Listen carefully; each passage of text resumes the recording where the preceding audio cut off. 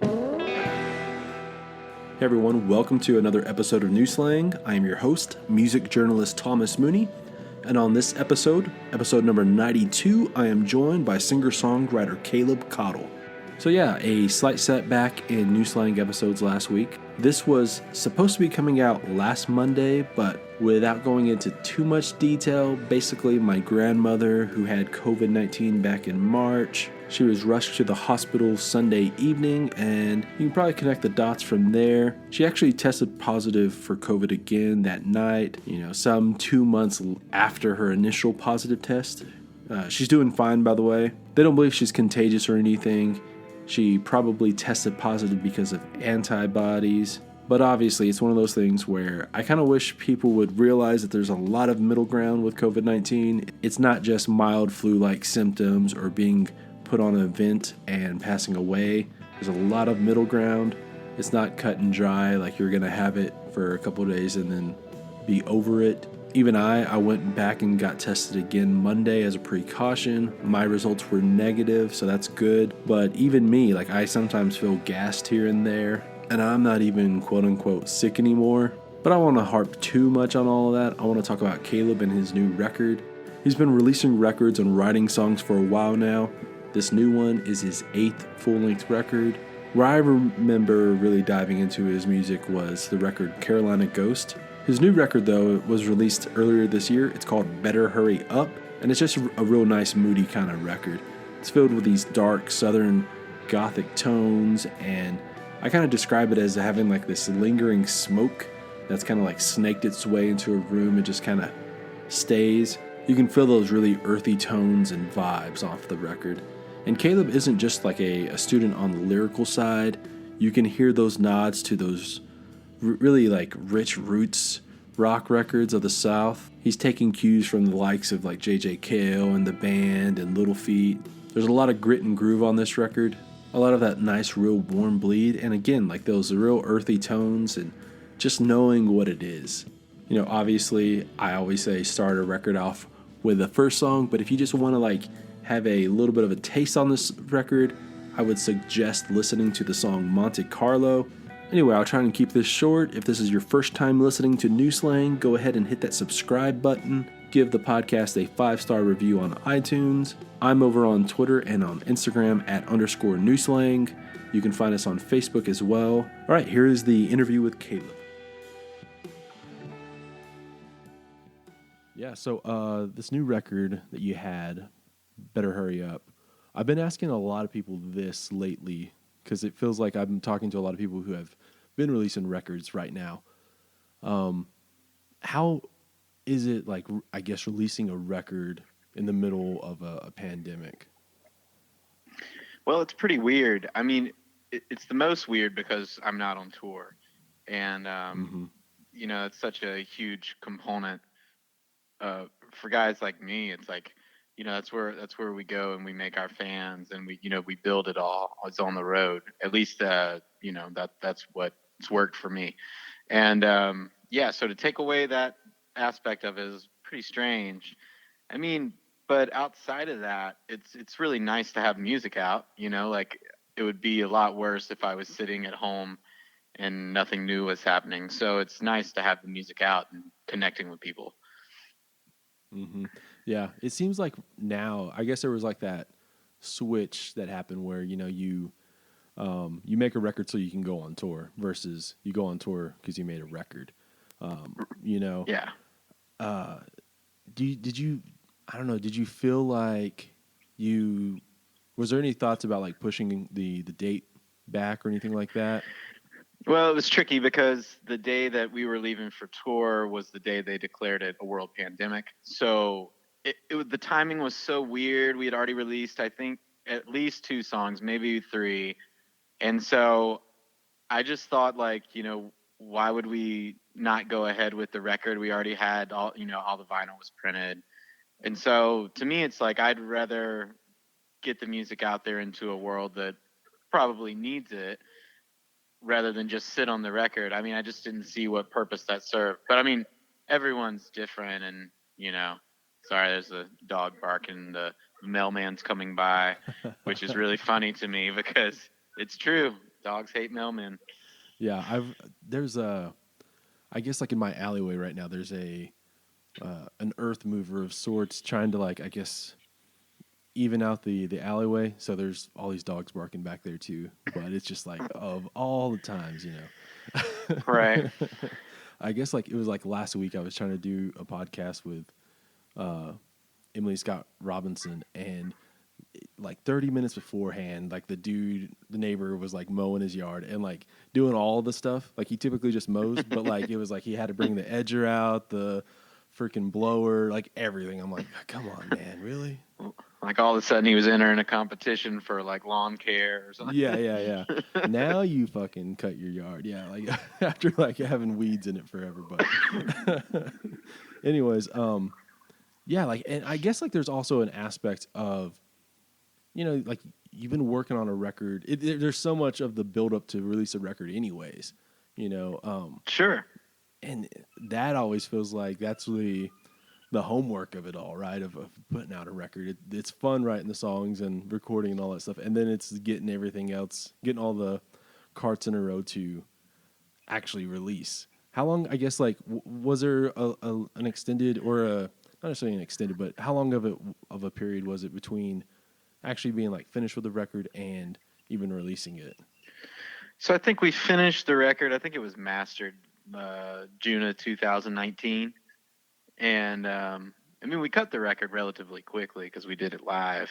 And so it was just, it's pretty, I sang it all live. So I wasn't spending a lot of extra time mixing and, and then we went to mastering, and that happened in June. And then we put it out this April. So what is that? I don't know, 10 months or something? Mm-hmm.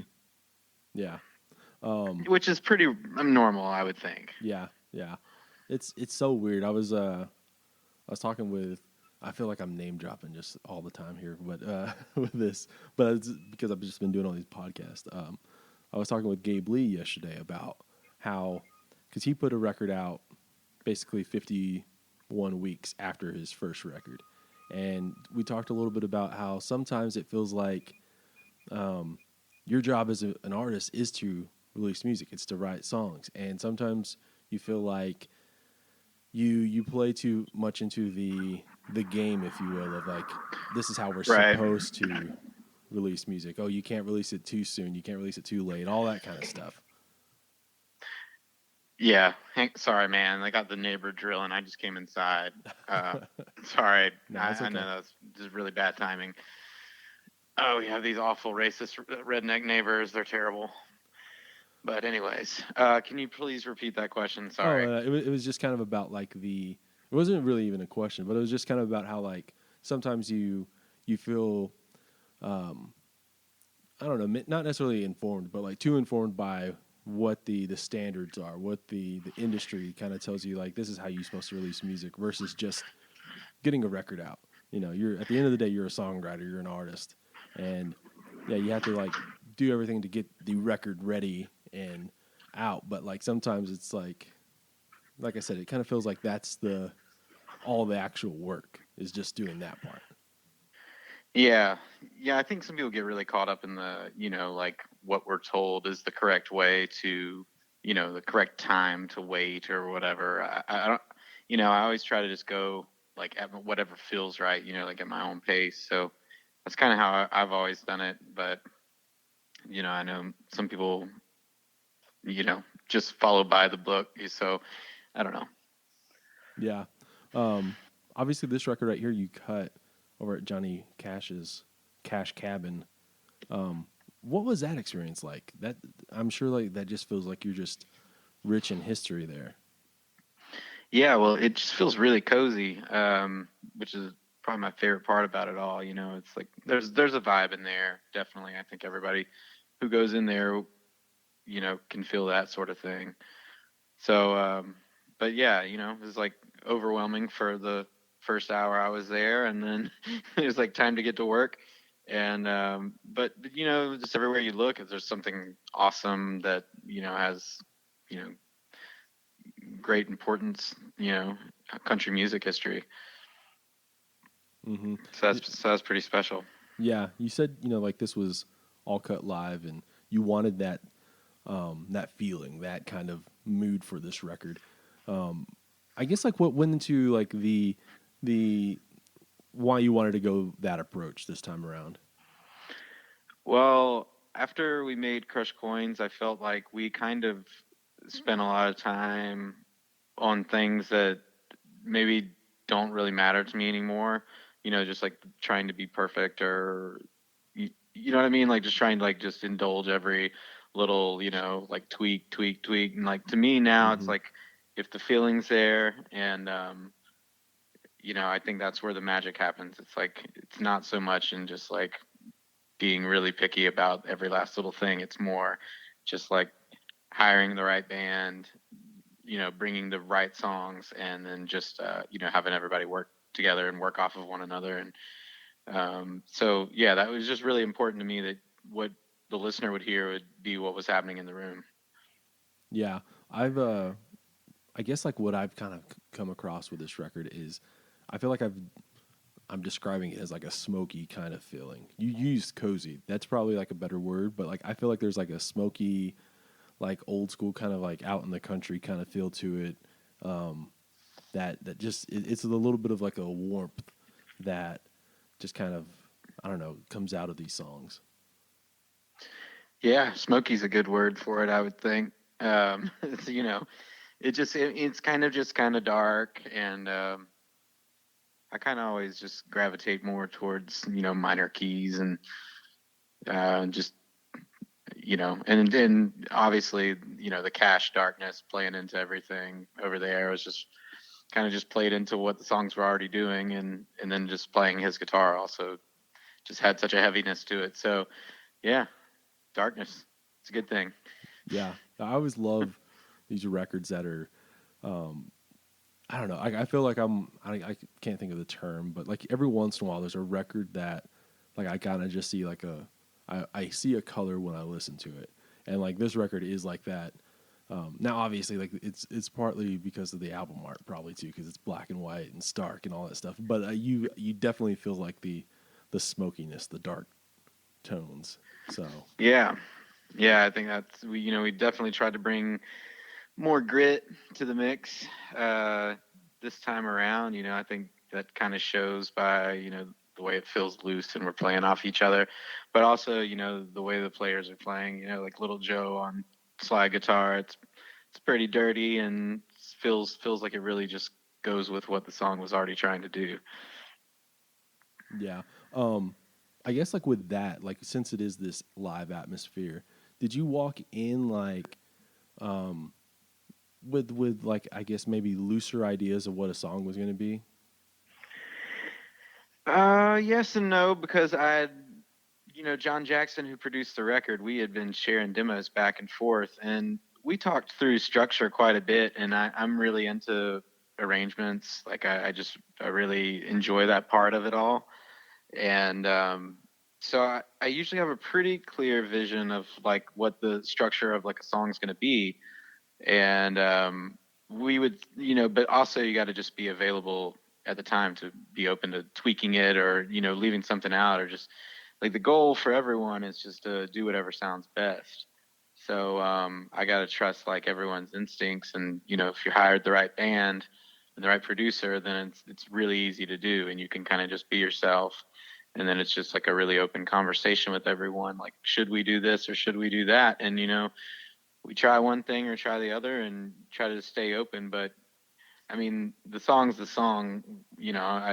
I'm writing it just me and a guitar in my living room. So yeah, it's pretty fully formed when we get to hit the button. Mm-hmm. Was there anything specific that you felt like this was going to be? This is what I had envisioned in my head, and then it ended up being a little different on record. Is there like a maybe like an example of that, like that's kind of um, more extreme than the Hmm. rest? Maybe, yeah, probably Regular Riot, honestly.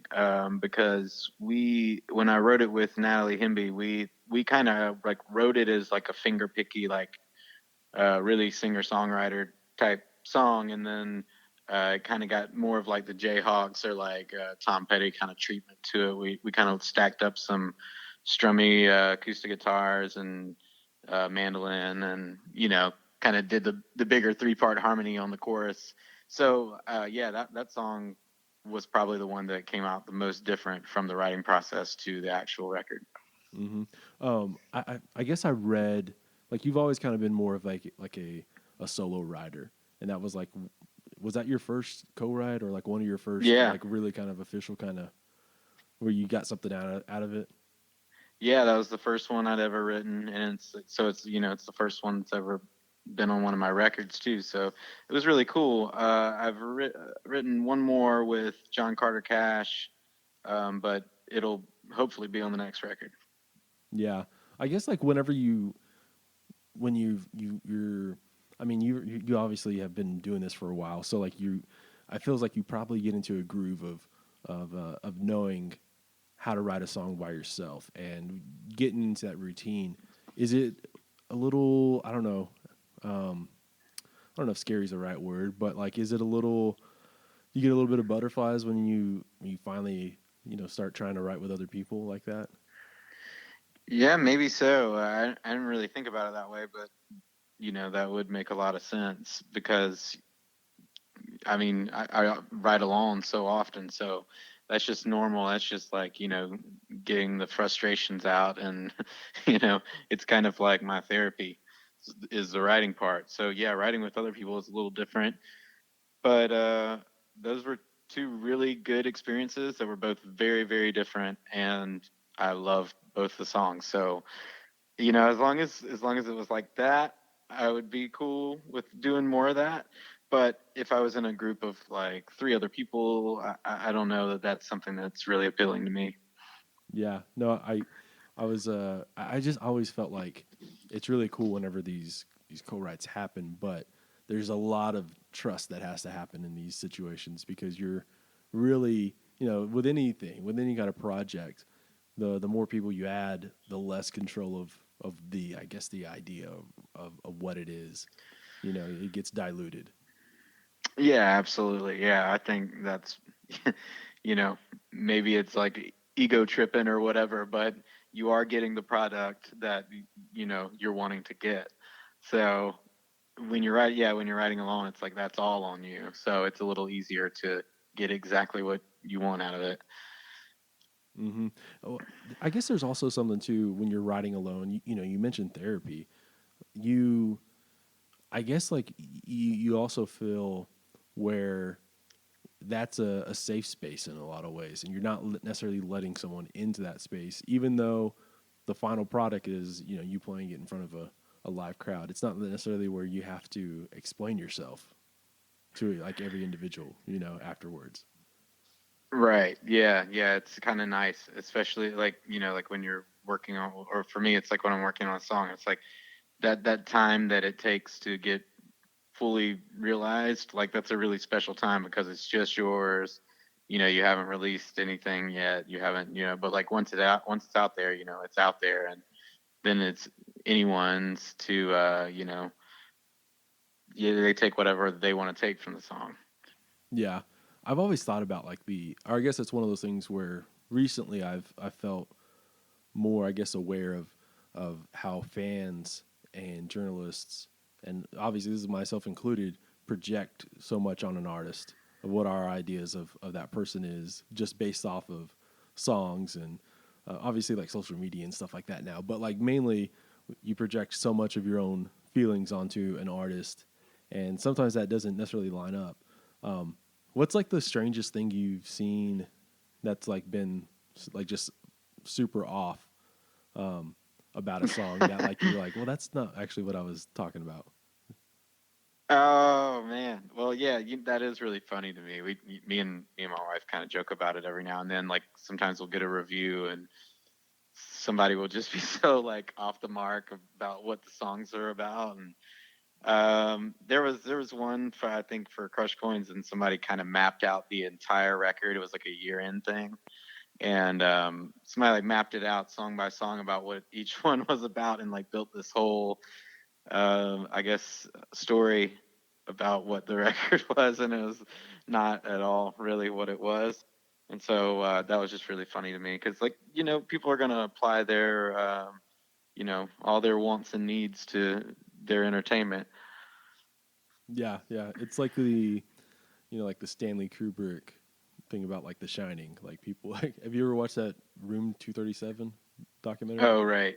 Yeah. Yeah, Everyone has their own meaning. yeah. It's about the moon landing being fake, or it's about um, Native American genocide, or it's about all kinds. And like the way that these people have gotten to these conclusions are just the one that really stuck out to me on this was the guy, I guess, projected the movie going forward, but then also was projecting it going backwards on the same screen, and then was like using, I guess, like that's how you really figured out what what The Shining was about, was like the two films being projected on one another, and like the images. And it was like, oh my god, dude, really?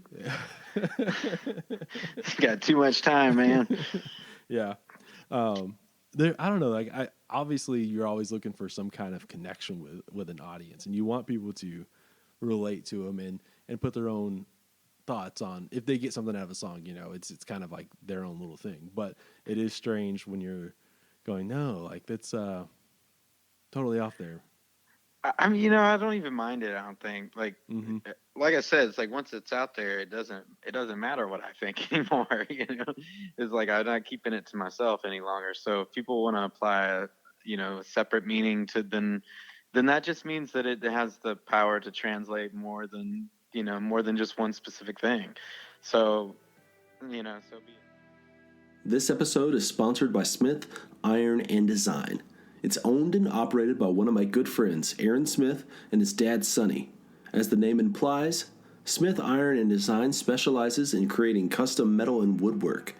They have a vast array of metal signs that are perfect wall decor that'll tie a room together. They design everything from welcome signs to family crests, flags, and Texas cutouts. They have a series of these metal wreaths that are perfect for your front door, and you are able to change them out depending on the season. Are you a sports fan? Well, there's nothing better than having a giant logo of your team on the wall of your den or office. When it comes to signage, the possibilities are really endless. What you should really do, though, is head over to smithironanddesign.com to get a look at their vast portfolio. That's smithironanddesign.com. I'll throw a link into the show notes as well.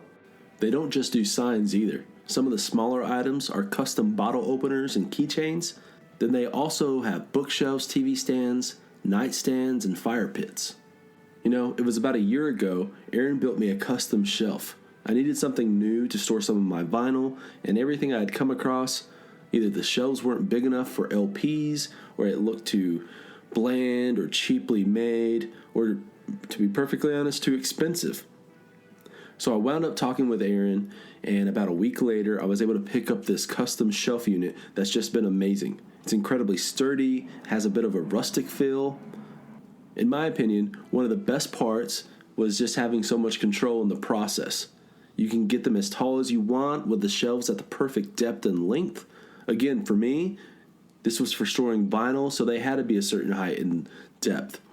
I've been thinking about getting a custom bookshelf companion piece soon as well. Now, for the most part, they primarily serve the Lubbock area and the South Plains, but for some of their smaller pieces, they're able to ship nationwide as well.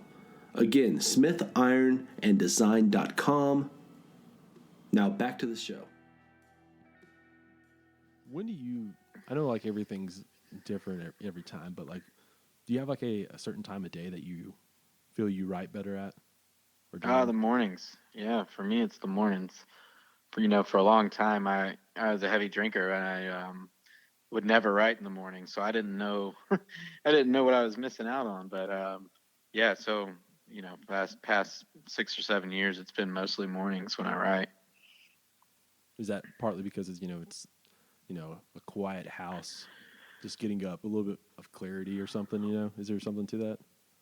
Yeah, I guess so. It's that first cup of coffee and just the way the light's coming in just feels fresh, like nothing's really touched you yet during the day.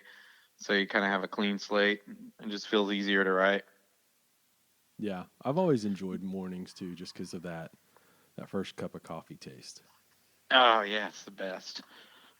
Yeah, I'm not like Even when even it's like the a. worst. Well, that's what I was gonna say. Like, I'm not even necessarily like a coffee snob where I'm, doing all these different things to it. I'm not like that. But like, so I drink a lot of crappy coffee probably, but Yeah, me too. I just think there's something to it. Just wakes you up and it just feels good. You know. Yeah, I'm about a 2 cup a day now. That seems to be my limit. Any more Yeah. than that, I get too jittery. Yeah. I used to drink a lot of coffee too, and yeah, I'm about down to a couple of cups a day kind of thing. I've I ended up like replacing all my, I guess, afternoon coffee with like hot tea or something like that. Just seems Yeah, a we little do bit. some of the hot teas. Yeah. Um. Typically, like I guess like how long do you work on a song? Like, what is like your process? Do you like to like just let it sit for a while and simmer, and then come back a while back or a while later, and then do editing, or do you like to kind of edit it like the next day or whatever the case is? I think I'm averaging like now. It seems like it's about one a month. I'll get that I really like. That I'll consider. I mean, I just kind of when I'm writing, Mm-hmm. I'm just assuming that every song I write is going to be on the next record. Whether they end up on there or not, that's how I've always done it. So it usually takes me about a month, and I usually start with either the melody or the rhythm. I mean, those two things are just so tangled up together, anyways. So I usually start there, and then I usually add words as I go. Because some words they just sound better. With certain melodies, like just certain the syllables. It all. It's just I just love the way that melody and rhythm works together. Yeah. So just finding like that sweet spot where a word just sounds really good in that one little pocket of a song, and just makes me real happy when I figure out what it is. Yeah, yeah. The I've always heard that um, Liam Gallagher of Oasis, when he was like writing songs for his brother, like he knew that he had like the long vowels sounded so well when he sang them. So like he always tried to work those kind of things into a song simply because his brother sang them really well. That's a And good so like idea. yeah, like there is something to just some vowels, some long syllables, some phrases just sound really good in certain rhythms. Um, I guess like I've seen a couple of co-writes and songwriting exercises, I guess, and I think like the one thing that surprises me most, or surprised me most early on, was just how much people hum and like just do like filler for lines until they figure out what they're wanting to get to. Do you do something like Yeah. that too? Oh yeah, I'm sure I annoy my wife with that because I'll just sit with a part and I'll just hum it out over and over, and sometimes sometimes it's just like that for weeks, and then all of a sudden I'll get like one line and I'll be like, oh okay, so what is that? Why did that line happen? Like what am I trying to say? And like if I get stuck, I usually try to boil it down to one word. Like if I have one word, what is this song about, using one word, and then go from there. So if I ever get stuck, I try to find the center of the song and work my way back to it. Mm-hmm. Um, I guess like it was probably a couple years back. I was reading this Bob Dylan interview in American Songwriter, and I guess that interview was a little bit old, but um, what he was saying was about how like the hardest thing for him in songwriting was trying to get that original inspiration and into the final version of the song. Um, how true is that for you? Is that kind of difficult to whatever that initial inspiration was, getting it into whatever the song turns into at the very end? Yeah, I think that's pretty tricky, because I Mm-hmm. I think as an artist you're really passionate, and so something that strikes like lightning, that's like what you feel very passionately about that, and then 2 days later you might be onto something else. So yeah, I think it's hard to. That's why I'm talking about finding the center of the song. It's just always so important. Just Right. if you can get back to that. I mean, that's what he's talking about there. You know, it's Mm-hmm. like you're just trying to maintain the original idea, and if you can get it through and you can get it down onto a record, and then the audience can hear that, like that's goal. You know, success. You've done something right. I feel like at that point. Mm-hmm. Anytime I've ever had trouble writing something, um, some article or whatever, and I'm thinking like it usually goes back to just write the most simple sentence, like whatever you're trying to say, like cut all the adjectives, cut whatever it is, just say like a fact, and kind of get from there. Right. You know, because I think like especially like on this side, and I guess like with songwriting and the poetry aspects of it, um, you sometimes can get lost for like what you're actually just trying to say. Right. Yeah. I mean, it's such a, it's a balancing act, I think, between, making a point and poetry. And the best songwriters, I feel like, just they ride that fence so well. And yeah, it just seems so important. Mm-hmm. Who was like that? I guess like that first person who just kind of you went, oh wow, this is different than the other stuff I've been listening to. I mean, Dylan probably, or, that seemed like a big one early on. And then I Mm-hmm. went from there and I went into, the town stuff and the guy stuff. And they were, I always loved that Texas thing. And so, yeah, I mean, those three, those are all huge songwriters for me. I mean, I can't really think of many that are better. And then I got into, like Willie and especially with the Stardust record, and I started getting excited about the like Great American Songbook and standards and Yeah. where it all comes from, and like why, why are these people all singing the same songs? And it's like, oh, because they are just such well written songs. And, it's like all the different interpretations. I just love all that. The way Billie Holiday had sing something or Louis Armstrong or whoever. And, they all sing it differently. Yeah. That is something that I do miss in like our modern era of music is yeah, like it's so much easier for so many songwriters and artists to make records. That's obviously a great thing, but um, back then when people were putting out records like once a year, that meant there was like a shared collective of songs. Even like if it wasn't part of those songs that you're talking about, like obviously the Willie putting out records of just covers of like Christofferson or or Right. Lefty Frizzell or you know what I mean. Like there's a Mm-hmm. lot of shared songs where you can.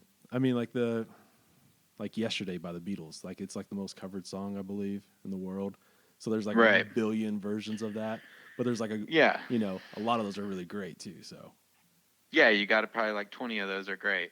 yeah, There's like a million out there, but yeah, yeah, I mainly mean, on like American Idol and stuff like that.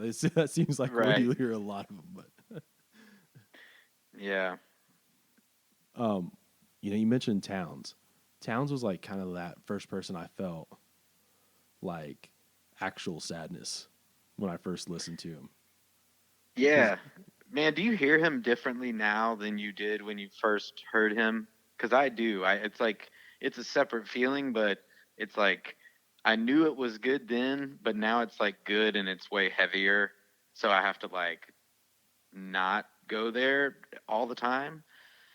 no, I get what you're saying definitely. Because I guess early on when I first started listening to him, I had gotten this compilation of that had like it was like high low in between and the late great Towns Van Sant, and so like there was a I guess that was like a time for me where you romanticize this idea of being like the down and out songwriter and like, oh, this guy Right. feels so much more than me and like he's doing it right and he's You know, and I guess like now what I realize is that you don't have to, you know, become like a drug addict or an alcoholic or, you know, have Right. 8 wives to write good art or make good art. And so I do view the difference in that. You know what I mean? Yeah. And like I hate to use the term like it feels like right now I view the songs as an adult versus as a impressionable kid.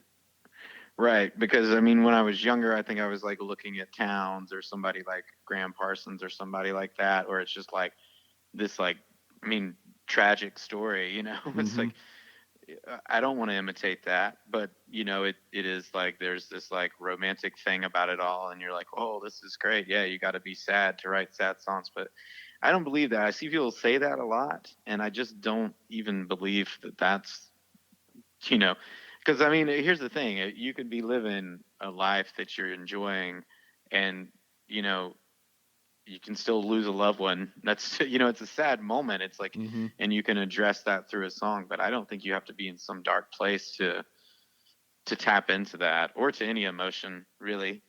Yeah. No, I mean, it's just you know, we're all so similar that it's easy to tap into any, you know, the sadness or the happiness of a song. mm-hmm. I definitely agree, and I think like that's something um, that it does come with age. It comes with time. Like as you get older, and the more you listen, the more you like read about these people because like they are the Graham Parsons example you threw out there. Like that's you know the epitome of just someone being a tragic character, right? Just for the sake of being tragic, you know, in a lot of ways. Yeah, but I mean, what a waste. You know Mm-hmm. what I That's what mean? I'm. Like, Yeah, exactly. yeah, it's just like you're just throwing it away for nothing. I mean, those two solo records he did with Emmy and just such a good band on the back of them. It's just like, man, those were fantastic. I would have loved to hear the next couple, you know. So, but Mm-hmm. that's you know, unfortunately, this is what we're left with. Mm-hmm. I'm sure you definitely relate to this aspect too, since you're sober. You're uh, the the thing where you hear somebody say, "Oh, well, now he's going to stop making. He's not going to. He's going to stop writing good music." You know that kind of thing. I think you hear that a lot with artists who either get clean when it comes to drugs or alcohol. Yeah, I don't understand that at all Mm-hmm. because I mean, you know, what are they gonna do? Stop writing about drinking whiskey? Well, guess what? You know, there's way more exciting things in the world than singing about drinking whiskey. I mean, it's just, it's not, to me, I'm just like, okay, yeah, that's a drink. You know, let's tackle some issues, you know, like abuse of power, and let's, you know, like, let's kind of like do some things that are more interesting, you know, not just Right. singing about what you're doing. Yeah. It. I don't know. Like there is this thing where um, I feel like there's a little bit of hypocrisy when it comes to some fans who are like the like let's just use Jason Isbell as an example, right? Of like, you know, oh, his songs aren't going to be about these dark times anymore, yada yada yada. He's not going to be singing about drinking and being drunk and everything. But this music is also 100 times better than the bro country that's singing about drinking and stuff. And it's like you're Yeah, talking about the same thing basically at some point, right? So right. Well, and like, come on, man, he's writing some of his best songs he's ever written. Like, yeah, I give me a break. Come on. I yeah mean, like, anyone who's like behind that, I'm just like, come on, are you not actually listening? Like, are we hearing different things, or? But maybe it's just perspective. Maybe they're not in the right headspace, or you know, you don't know. yeah yeah I definitely yeah. There's I don't know. There's just it's such a weird thing. Going back to Towns though, I think that maybe another aspect. Do you feel this is maybe apt too? Is that you realize there's more to his catalog than just like the dark songs. There's like these, you know, like the gospel kind of spiritual kind of songs, and there's like the talking blues kind of I comical stuff. love, yeah, the stuff that's like less what we kind of know him for.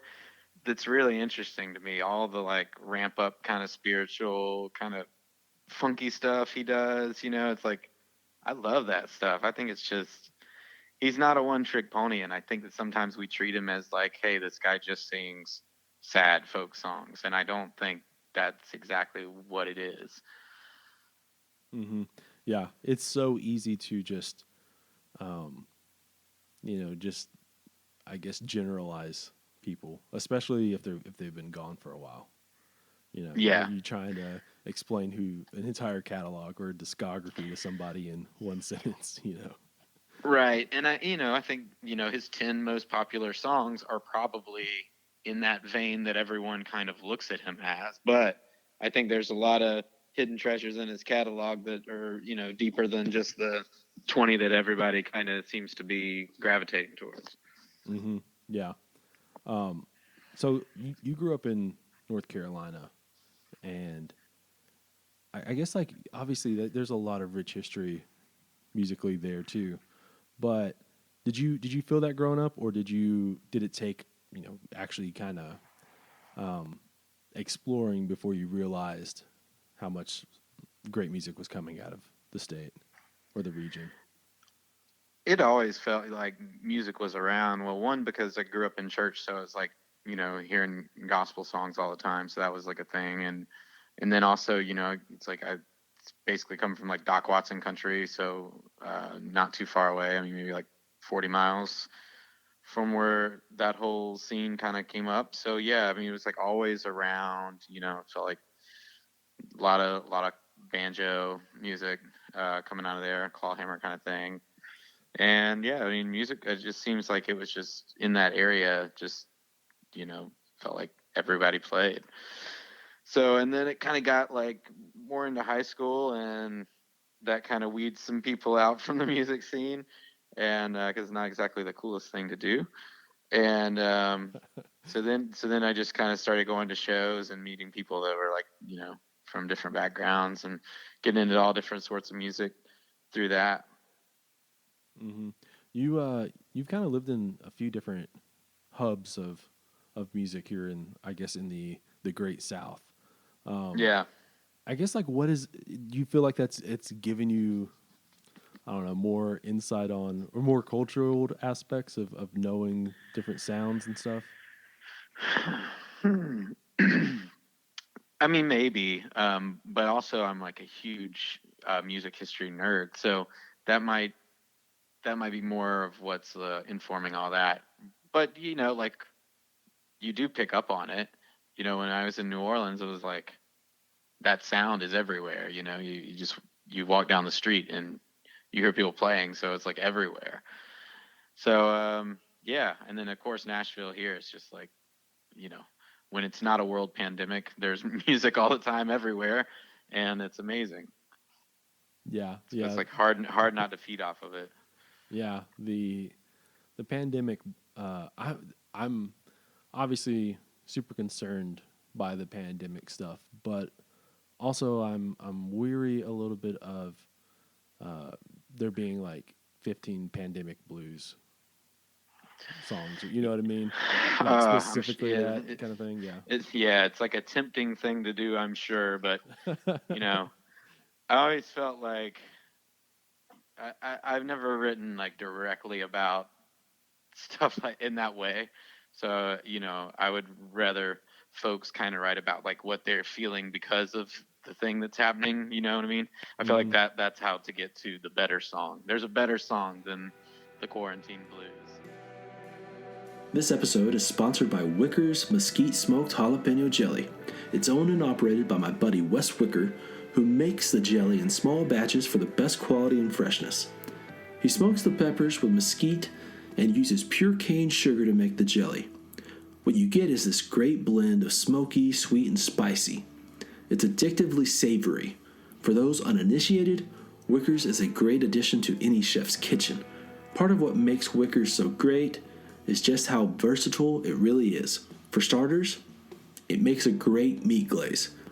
Throw it on a batch of hot wings, use it on some pork ribs, some pork chops, really whatever you can think of. Eat it on biscuits, cornbread, bagels, or toast. Throw it on a ham or turkey sandwich. Another super simple but effective way is to get some cream cheese, throw some Wickers on top, and then grab your favorite cracker. Wickers is currently stocked at a handful of places in Lubbock and on the South Plains, as well as some Fort Worth and DFW locations. But the easiest way to get your hands on a jar is to head over to wickerstx.com. That's WICKERSTX.com. I'll throw a link into the show notes for good measure. They currently come in 2 varieties, original and now hot, if you need just a little bit more kick in your bite. You can order anything from 1 jar to a case of 12, whatever fits your needs. Again, that's wickerstx.com. Okay, back to the show. To ease back in here, like how has like the quarantine affected your songwriting? Has it changed or has it made it easier or worse? Like, is it just kind of the same thing?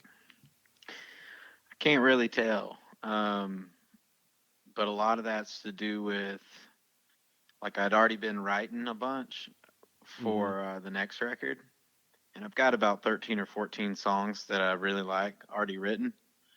And so usually around that point when I'm writing for another record, it kind of slows down anyways.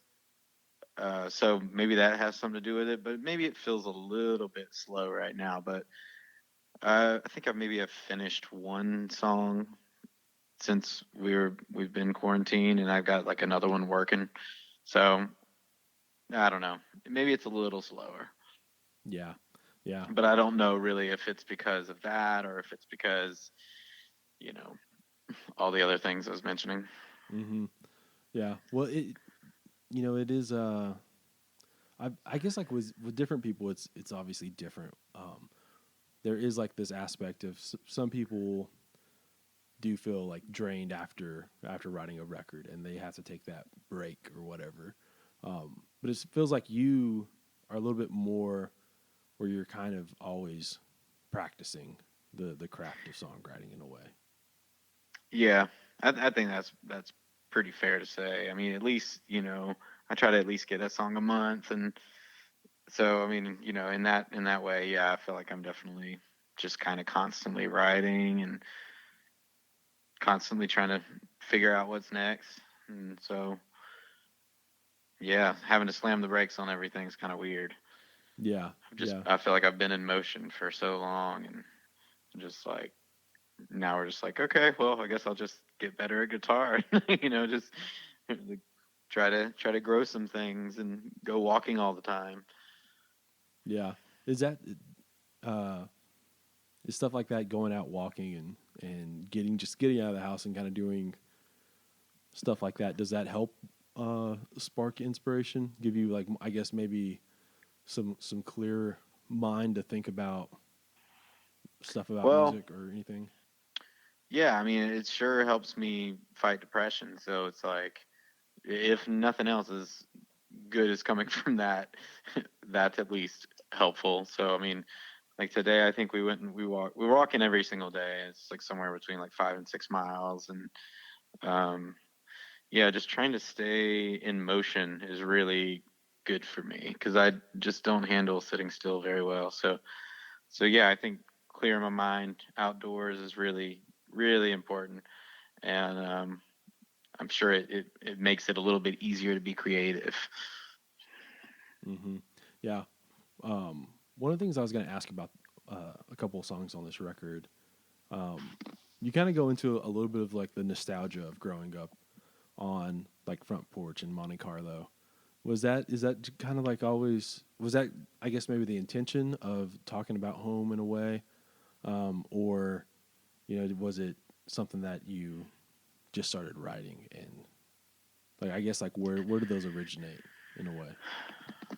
I think that that's a pretty big part of my songwriting. I think in general is just, the idea of home and family and what that means to people. And, it's different for everyone. So I definitely always try to like write in a way where, people can feel connected on their personal level. So yeah, I mean, I think that's just always in there. I don't think that I'm sitting down and thinking like, hey, I need to write about home right now. I think it's more, it just happens when it happens. And like I'm thankful when it does, because those are usually the songs that people really connect to, and so it's always a nice, pleasant surprise when it happens. Mm-hmm. There's that line you have about, the, was it like 20 years of cigarette smoke or whatever? Yeah, That one, that was just like such a, that's maybe why I even used the word smoky to describe this record, but thinking back, maybe so. uh, And the Smoky Mountains in Monte Carlo. There you yeah, go. well, like that smoky imagery of the cigarette smoke thing, like that is just like something that I can just visualize super easily. That's one of the best little, I guess, little descriptors to for a song I've heard in a while. Yeah, I mean, like, did you grow? I mean, I grew up, in the country, and my grandpa smoked in his truck because he was RJ Reynolds worker, and that's just what happened. And so, yeah, like that smell. Like, even my brother texted me this morning. He apparently got a new used truck yesterday, and he said it's got that, fresh smoked in smell that Papa's used to have. So I thought it was really funny. Like, but yeah, if you know that smell, man, you smell it every now and then. Occasionally you'll stay at a hotel and it'll have that smell, and it's the same one everywhere. Mm-hmm. That's probably like the best, I guess, connector of memory more than anything else is probably smell. Like every once in a while, you'll come across something that just reminds you of a memory or a person, and it instantly throws you back into that moment. Yeah, smells crazy, man. Mm-hmm. But like we just passed earlier on our walk. You passed the honeysuckles, and like that, I just like know that smell from when I was just a little kid, and it just hasn't changed at all. It's pretty awesome how that works. Yeah. Another little, I guess, like a something that will always kind of that smoky cigarette smell is the if you get like an old house that has like wallpaper in it, and you like Hmm. take that wallpaper out and it's been with a smoker, that smell would just lift off that wallpaper, and it's like in the walls. And like well, the reason I remember that is because I guess when my parents bought this house when I was younger, we were like changing out all the wallpaper and like the whatever the top part is. Not like the wallpaper I'm talking about, the one that's even just like on the top. I don't even it has a Yeah, specific name, but I can't think of what it is. I forget what it's called. My Yeah. my mom would know. It's called a border. I think Yeah, it's a yeah, yeah. There border, you go. right? Yeah, yeah. Yeah. I remember like us taking all that down to repaint, and like you could just smell the cigarette smoke. This lady had lived here or lived there forever and had been smoking, and I think like in the bathroom, like there was Ugh. like just layers of wallpaper where they didn't just take it off to put another a layer on. So there was probably like four wallpapers, and the I guess probably like 70, 75, 80, 85, like something like that. Like you just see the Man, years. gotta love it. Yeah. So you grew up like in a small town, right? Yeah, tiny town. It's called Germantown, and it was like, we had two gas stations and a post office. So yeah, that's that's kind of the deal. There wasn't a stoplight or anything like that. So it's just really small. You just stay outside. For me, like as a kid, it's just like just constantly just stay outside because there's nothing else to do. Mm-hmm. Yeah, I didn't grow up in a town that small, but in a fairly small town. But the I guess like I think growing up in a small town or out in the country in general, you're never really bothered by long car rides because the car ride to the a bigger population to get groceries or school clothes or whatever is a Right. necessary thing. I feel like Yeah. that like teaches like it It preps you instills for some tour. kind of yeah yeah for tour definitely probably yeah uh, but it preps you for just having patience in life figuring out how to like occupy your mind. Yeah, definitely. I would like to claim that I'm the most patient person in the world, but I don't know that that's necessarily true. But yeah, I think coming from a slower paced life, like when you live in the country, you're right. It's just like you have to, you don't walk down to the corner. You get in the car and you drive 25 minutes to the mall or whatever, whatever you Mm-hmm. got to do. And so, yeah, I think, for me, it was like the biggest patience lesson for me was trying to find like a Townes Van Zandt record at a local record store in Winston-Salem. It was just like non-existent. So I had to like, I waited and waited and waited to find Townes vinyl, and I got a tomato pressing of the Live at the Old Quarter. I mean, like it was probably a year and a half of looking for anything of his, and I finally found it used. And so, yeah, it was slim pickings there for a while. Yeah, that right there is.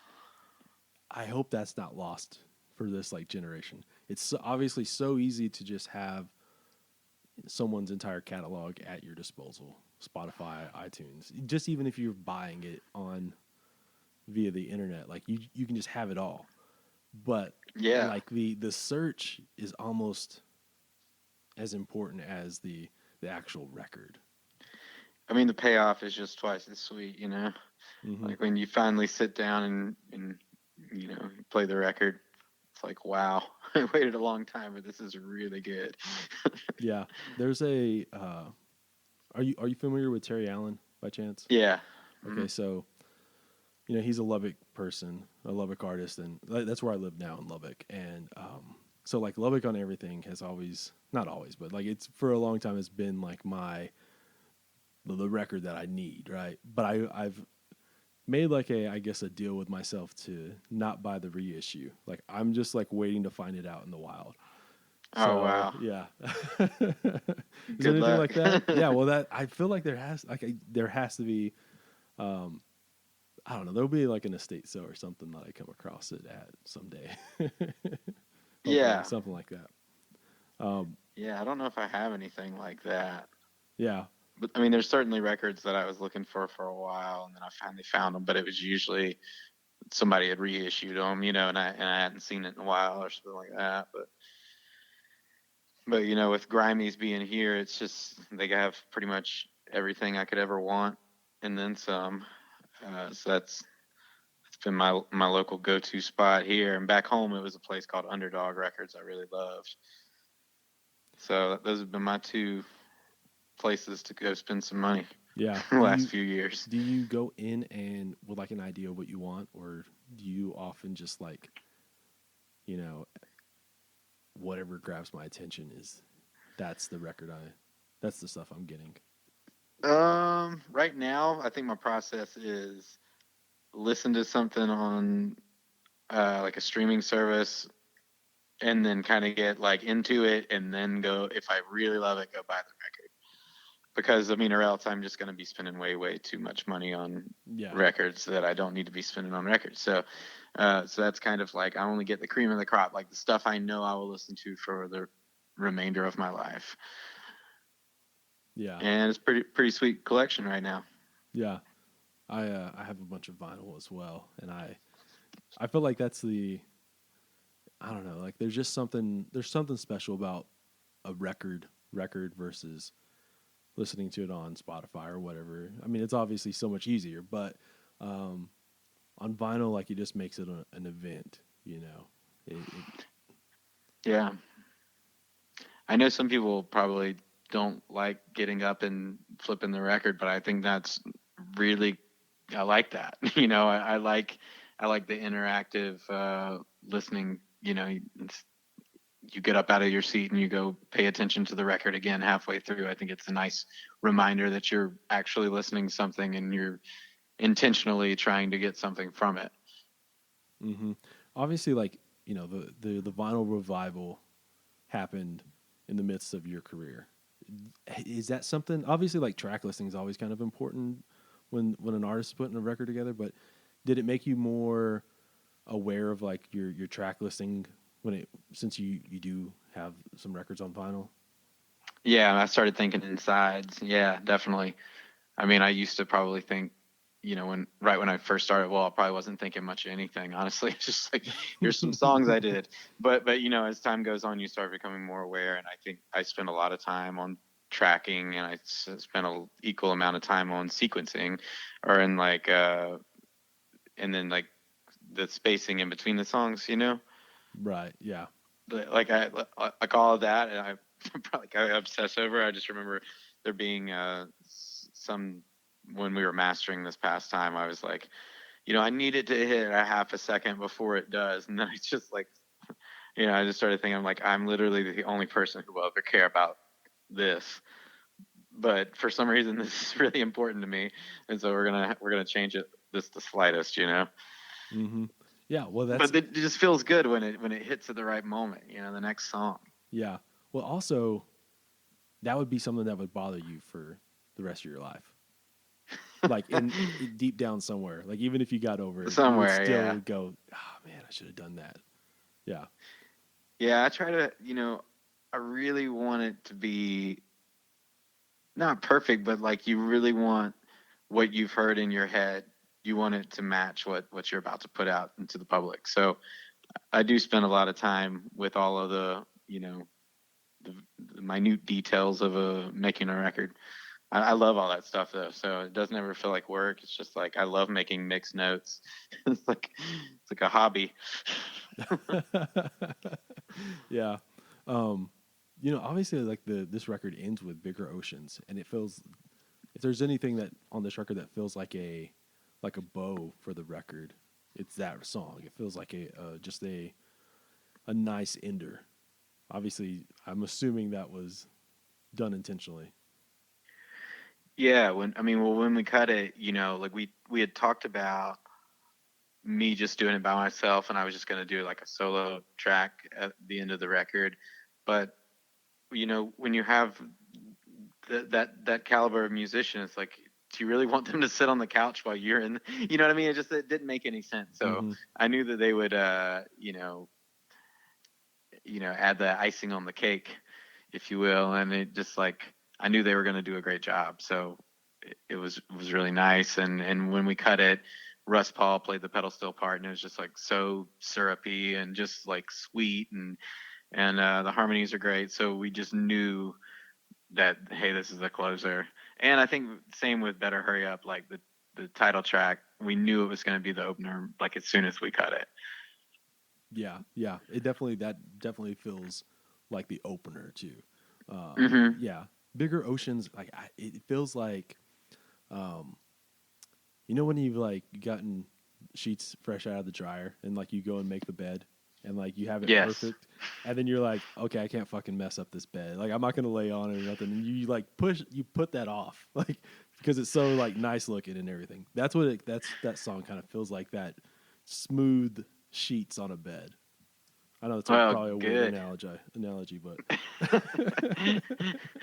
No, it's funny. No, yeah, that one definitely comes across as like the sweetest song on the record. That one in Front Porch, I would think. mm-hmm. And I think both of those songs kind of remind me more of something I have always written, and I think there's a lot of stuff on this record where I'm taking chances and kind of trying to blaze my own trail and do my own thing and just try to take it somewhere new. Mm-hmm. Well, is that something that you always kind of think about after a record of like, okay, we're done here. What am I going to do next that is, you know, pushing my boundaries? Is that something that you always kind of think about? It was for a really long time, and I think that that's like for me, it was like trying to find my sound. Like I was trying to get to some imaginary place in my head that I had created where it was like, I'm going to find this place where, it's uniquely mine. It's my little slice of the pie kind of thing. And, but I feel like once I wrote and recorded Better Hurry Up, and then it was like, to me, like when I heard it getting played back for the first time, I was like, man, I feel like I've like arrived at like uh, the thing that I was like hearing for a long time and not quite able to get to. And so with this new batch of songs, I think they're kind of similar in vibe to that batch. And I think it's just like I'm just keep trying to like find the center of what I'm after, wherever that might be. Mm-hmm. Yeah. But I just feel like I just keep getting closer and closer to that place that I've been trying to get to for a long time. Yeah. Like this record definitely, again, I keep on using the word smoky, but it does have that kind of like that southern thickness to it. You know, the warmth of a lot of bands from the 70s and stuff, like the Little Feats and the J.J. Cales. Yeah. And like you can tell that, you know, that's been something that's you know, that you're not copying, but like you're informed by. Yeah, I love that stuff. That's some of my, Leon too, and the band Levon, and Mm-hmm. I love that stuff, and I love it because it's good, and because most of it is like taking the blues and country and you know just aspects of a lot of different types of music, and it's just blending them up, and like I just think there's something so unique about each of their blends. It's like not they're all kind of doing the same thing and listening to the same people make music. It's just like how do they reinterpret it, and like what all are they letting in, and I feel like the more that you let in as an artist, I feel like you're going to be rewarded for that in the outcome of your whatever you're working on next. Mm-hmm. It kind of goes back to that, you know, the American Songbook thing of like you hearing kind of these shared experiences, and then like you, whatever it is that you end up like thinking that that's your spin on that American Songbook, those experiences of the South and or you know, Southern Gothic aspects and apple pie Right. and all that kind of stuff. Yeah. Yeah. I mean, you got people like, Joe Cocker or Levon Helm who are like, they don't write a whole bunch, but, their interpretations of songs are just so strong that sometimes they just have the definitive version of songs Right. because they're interpreting it in a way that just feels so meaningful and true to them. And it just always comes across. Like, I never think Levon's faking it. You know what I mean? Like, it's the real deal, and it's how he feels, and he's being himself, and I love that. Mm-hmm. Even on like I think a lot of people think of Atlantic City as a Springsteen song, but like when he does, when the band cut Atlantic City, that Right. felt like something. Oh, did you almost trick yourself into thinking they wrote it? You know. And it feels like, I mean, it's like his. Mm-hmm. So yeah, I love that. Yeah, yeah, for sure. Yeah, I love. I think like I don't know, like the term Americana is like such a boring way to like explain music, but like it may be also just kind of the perfect whatever this is, the blues, country, folk, whatever all this stuff is to It's describe. catch all, yeah. Yeah, and that's boring, but like sometimes it's perfect at the same time. So I don't know. Man, I don't mind it because what it does, I think, is it allows a lot of different people to thrive in a situation where they wouldn't if that umbrella wasn't there. You know what I mean? Like Right, right. like if Americana was not a thing and there was no Americana crowd, like like it put me out of business. Like Mm-hmm. Well, it's special too because I feel like it's so loose that it allows me to do whatever I want to do. yeah. Within reason, I guess. But I mean, I've certainly have never felt like trapped in or anything, by any sort of genre name. Yeah. Well, like if there was, I guess like if there was, the only other way to call it would be just American music, and that obviously is even more of just I don't know. It has bad branding, I guess. American music versus anything like I guess like I don't know. Uh, Maybe it's because it's not been used nearly as long as like the staple quote unquote genres of country and blues and rock and roll and stuff like that. But I don't know. Yeah. Anyways, Yeah. I mean, yeah, whatever works, I guess. Whatever gets the good tunes to the good people. yeah, yeah, yeah, man, it's been really great talking.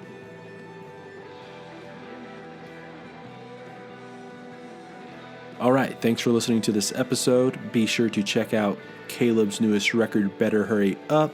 Check out episode sponsors Smith Iron and Design and Wicker's Jalapeno Jelly. And I will see y'all later this week.